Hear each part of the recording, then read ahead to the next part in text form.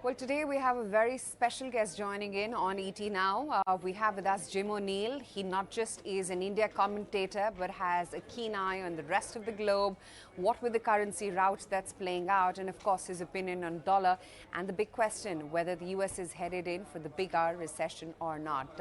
Jim O'Neill, pleasure having you today on ET Now. Thank you for taking our time.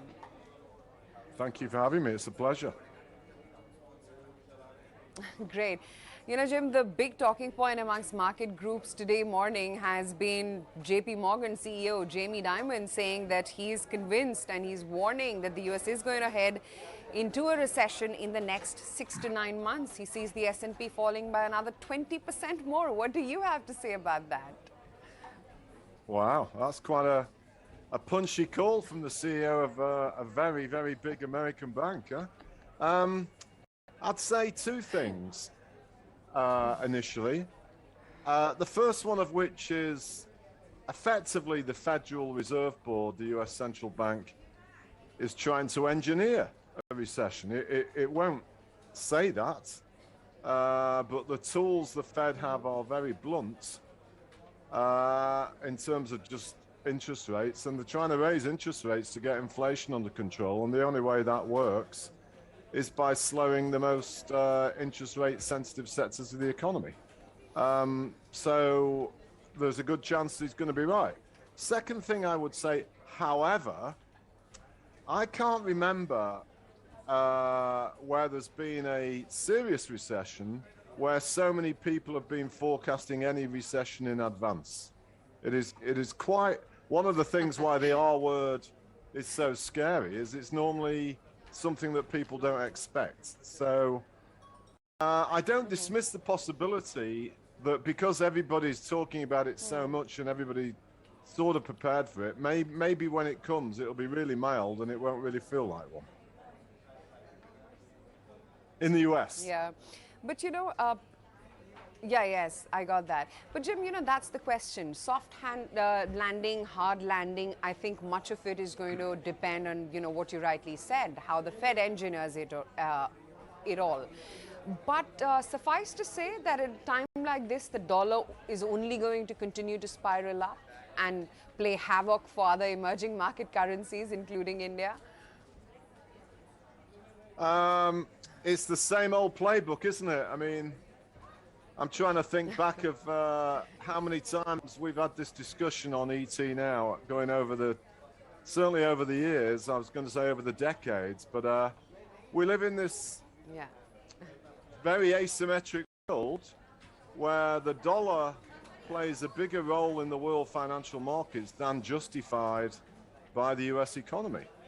And until there are credible alternatives to the role of the dollar, unfortunately, the rest of the world is going to live on this cyclical roller coaster linked to the Fed. So, as always, when the Fed tightens, and in this case, particularly aggressively, the consequences for the rest of the world through the dollar are not very nice. And unfortunately, there's not much can be done about it unless or until the global authorities, including the US, deliberately stop the dollar from being so strong. And I wouldn't dismiss that as being a possibility at some time in the not too distant future, because the dollar now is so strong, it is quite clear that it's not really in anybody's interests, including the US. Fair point. But tell me, Jim, you know, often all of us here in India also wonder, at a time when, you know, just everything is going wrong, from commodities to asset classes to what's happening with US stocks, India still managed to outperform, and we're still wondering why. Yeah, it's a very good question. As you imply, with rising commodity prices and a strong dollar, and it's usually a pretty nasty cocktail for the Indian markets. But so my honest answer is I don't know.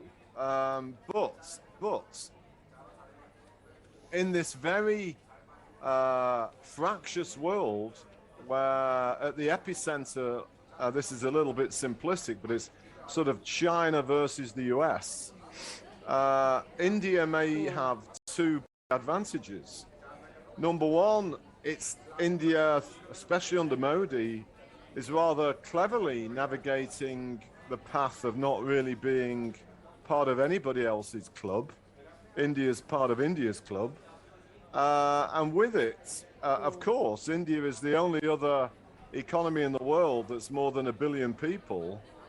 And quite a lot of people are thinking, because of India being more based on its internal domestic economy, maybe India is a more stable and less risky place to be looking at doing business than many of these other places in the rest of the world.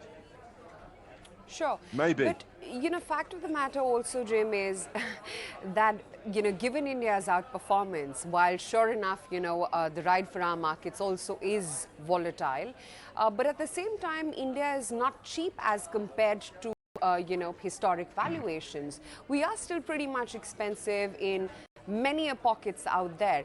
So I'm just wondering as to when will be the time that India will align itself, if it has to at all, along with the rest of the globe, and will we see a valuation correction play out at all? I mean, listen, that answer I really don't know. I'm no equity sector specialist, but it's it's very interesting to think of the circumstances why we are where we are. And it leads me to suspect the answer is India will stay expensive until other markets start to rally and we turn the corner of the current macro backdrop. Because, of course, the other markets that are expensive are primarily cheap, are China, and then much of the developed world, Europe in particular. And these markets aren't going to turn around until we see some signs of independent domestic growth coming out of both places. And of course, probably with a turn in the Fed's policy. So when that happens, and it will happen at some point, they will probably rally a lot more than India. And so the relative valuation will change that way. But I suspect until that time, and while we have this current environment, unless there is a huge policy mistake in India, India will probably stay expensive relative to these other markets. Jim, the other thing is that, I'm wondering how the crude risk plays out for India, because while crude may have significantly softened from those 130 odd kind of dizzying heights, but we're still around $97, $98 to a barrel thereabouts. And given that we're so dependent on crude imports, and given that has a domino effect on earnings, inflation, what have you, I'm wondering how this risk really plays out and translates not just in terms of the economy, but eventually earnings and stock prices too. Yeah, it's obviously what happens to crude is a crucial thing for the Indian markets and indeed for the inflationary trends everywhere. And again, I'm going to not contradict, but throw some contrast into my answer. What I do find fascinating is if you look at many commodity prices, including gas, in the past few weeks, interestingly, they are way beyond their highest levels. And if crude does not rise further, then it adds to my belief that in 6 months' time, the inflation picture is going to be looking pretty different in the US and Europe. If I'm right, then I think by then we will have seen the end of Fed tightening and markets will be recovering. However, the contrasting points, and I'm surprised there's not much more discussion about this in the international media. We had the very surprising development last week of the OPEC volume cuts, of which Saudi Arabia was a central part of. And that obviously suggests that they want to stop oil prices from going down at a minimum. And of course, is the reason why crude started to rise again.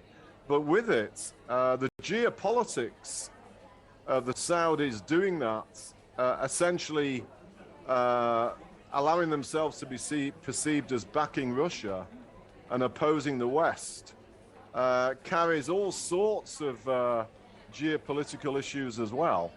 And that is a fresh source of concern for me about how some of these complicated forces are going to play out together in coming weeks and months.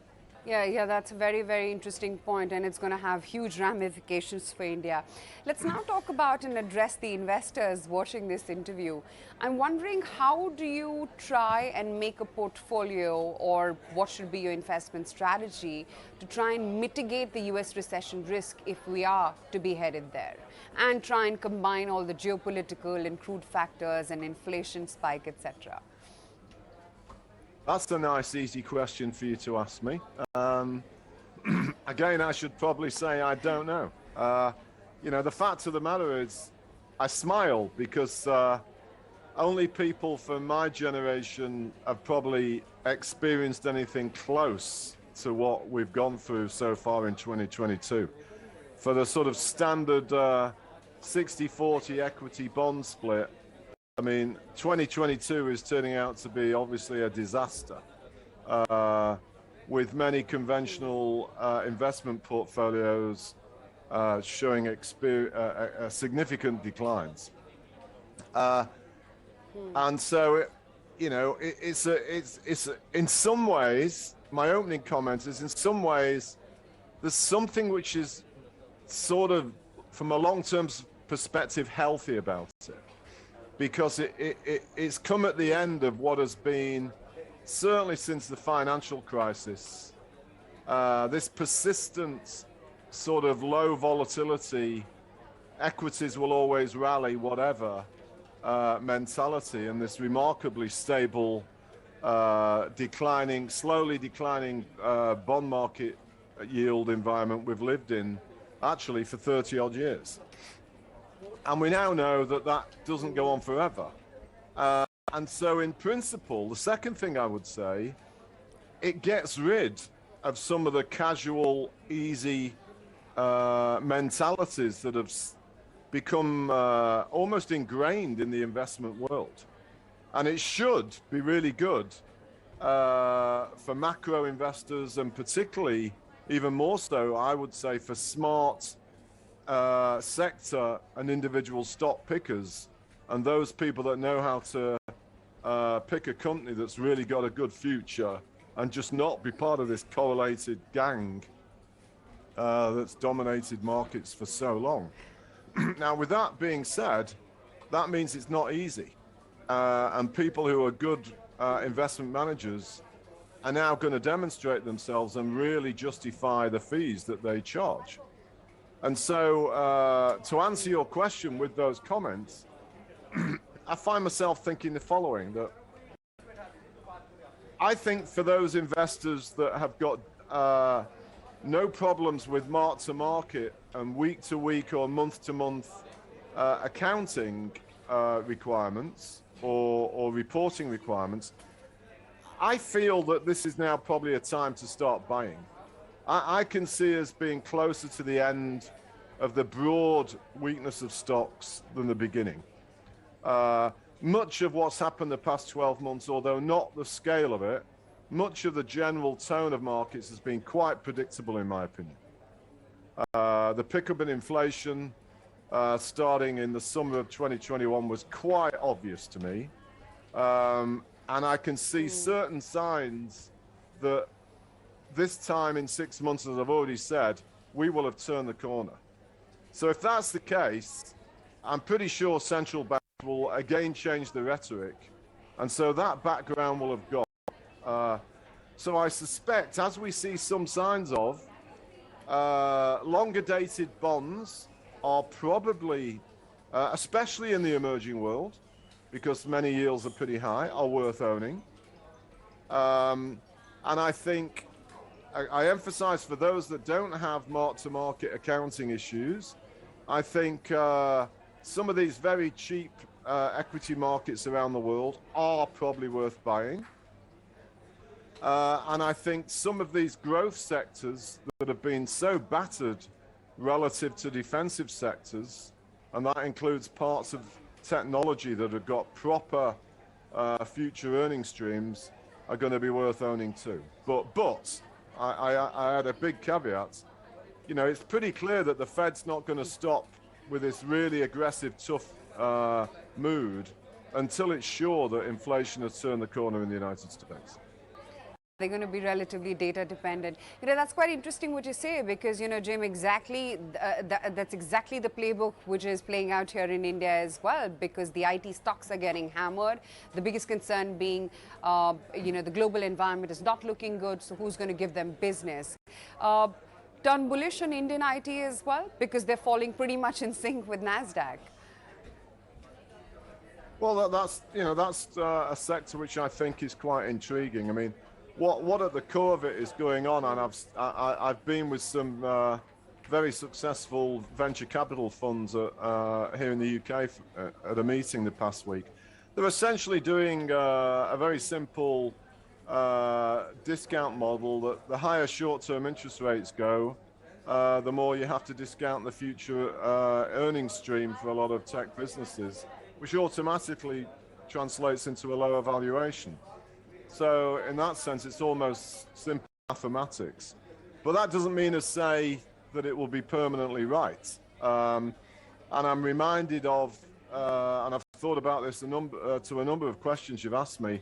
One of the smartest hedge fund managers in the US I ever came across once said to me that the only thing you know about the Fed is that they're going to change their mind about whatever they think today at some stage in the future. And it's true, and you've said they're data dependent, and they will be data dependent. And it's not clear to me that, luckily, because of what the Fed and other central banks have done, that we now have a persistent inflation problem. If we do, then what I've said the past 10 minutes is wrong, and we are essentially going to have a persistent bear market for the next few years. But I feel that we're through the worst of this, although we might not be quite yet at the end. So you're ruling out a bear market, aren't you? Well, we've had a bear market. You know, we've had a severe move in financial markets now for, what is it, about 10 months.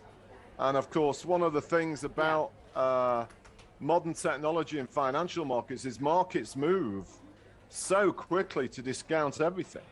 And of course, there's lots of sell-side analysts paid to be analyzing the most minutiae detail about everything. And so I think it's always important to remember even more something I learned very early on in my life in financial markets. Is markets are pretty good at discounting all the information that's available to everybody. They obviously also often get it wrong, but generally speaking, the markets do that. And so, you know, when I look, what a lot of market participants don't have the success of doing is understanding how bits and pieces of economic data and information fit together. And if I look at long-term measures of inflation expectations, which have not only been throughout all of this reasonably stable, but are now coming down a little, and then I add on top of that commodity prices, very importantly, in last Friday's employment report in the US, the trend in average earnings is slightly softer. And so if I put all of that together, and given what we know the Fed's going to do in the rest of this year, I can see an environment that's going to be better for markets next year. And I'm not talking about the beginning of a huge, massive, sustained bull market, by the way. I just think we're going to have a more supportive market next year than we've had this year. You're hedging your answers now, Jim, aren't you? You know, the one thing we haven't talked about is the energy crisis, which is playing out in Europe right now. Again, you know, with huge ramifications, not just for EU. Now with the onset of winter, you know, we're going to see that play out for many other economies as well, perhaps. What happens next? I mean, how bad or worse could it get from here? So it's very interesting to focus on this at the moment. I haven't had a chance to see the details yet, but I believe there is a report circulating today claiming that continental Europe has moved so quickly that it's now got all its gas supplies sorted for the winter, and it's not actually dependent on anything that Russia now does. And I don't know whether that's true or not, but I'm certainly looking forward to trying to read this report. But what is interesting together with that, as I've touched on briefly earlier, is gas prices haven't actually risen recently, despite all the renewed fears of aggressive action by Putin in Russia, and as we get closer to winter. And that raises the possibility that the adjustment that's gone on amongst European countries about their energy supplies might be faster and bigger than we can conventionally all see. And if that turns out to be the case, that is going to turn out to be a hugely important development. And linking it back to what I said earlier about markets, given how clear it is that Europe's been the place that suffered most, and given how effectively close to recession or being in recession much of Europe already is, then it means to me that Europe might be an interesting place to see a quicker bounce than people currently think. Jim, what could be the black swan moment? I mean, I know 2020 we had COVID. No one could predict that. But yeah. Given, all the composites of the puzzle right now, where do you think that big risk for global economies could come in from? So, I mean, by definition, a real black swan is something that most people aren't focusing on. I know. What do you fear? But this week is the beginning of what could be an additional huge source of volatility. And let me quickly add, in either direction, because starting later this week is the big Chinese Congress of the leadership of the Communist Party, and the sort of coronation of President Xi for a third term. We haven't really talked much about China yet because there's just so many other issues, a lot of it centering around energy. But obviously we've had a very traumatic couple of years, 3 years with China, both with COVID and with the policies that President Xi's been pursuing. And I can't think in the 35 years that I've followed China as closely as I have, of a period where the decisions of the Chinese leadership are more important than they are today. I'm going to be watching what happens with Chinese policy coming out of this Congress really, really closely. And it could be a further really worrying issue for the Chinese economy, and because of its importance, the whole of the world. But it could also be the opposite. And if they start to abandon their zero COVID strategy, for example, and if they start to be trying to do more to support their own consumer instead of what appears to be the case the past 12 months, deliberately weakening the economy, if they reverse that, then we're going to get a pleasant surprise coming out of China. But to be honest with you, and I find myself being quite surprised in that I'm saying this, I'm not really sure which way it's going to go. Because I've found in recent weeks the Chinese policy leadership less predictable than I've known in the 35 years I've been following it. So in that sense, China may be a genuine bit of a black swan for the first time in a long time, because the Chinese leadership, and it started before COVID and it's got bigger since COVID, is doing things that one wouldn't normally expect of them, in my opinion, at least along the lines of how China's behaved the last 40 years. Yeah, absolutely. That's something I think we're undermining the importance of. We're going to definitely closely be watching.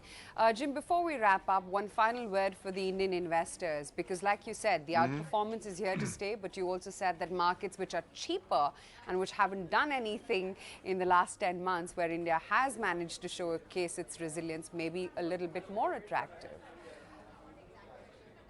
You know, I think You know, I think for the long term, what is interesting, what emerges from this, to encourage Indian investors, and linked to what I was just talking about with China, this is really a fresh moment for India to stand out.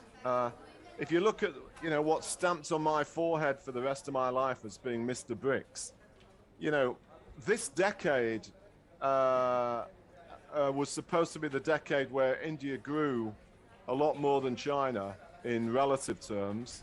And India started to challenge, by the end of the decade, Germany to become the fourth largest economy in the world.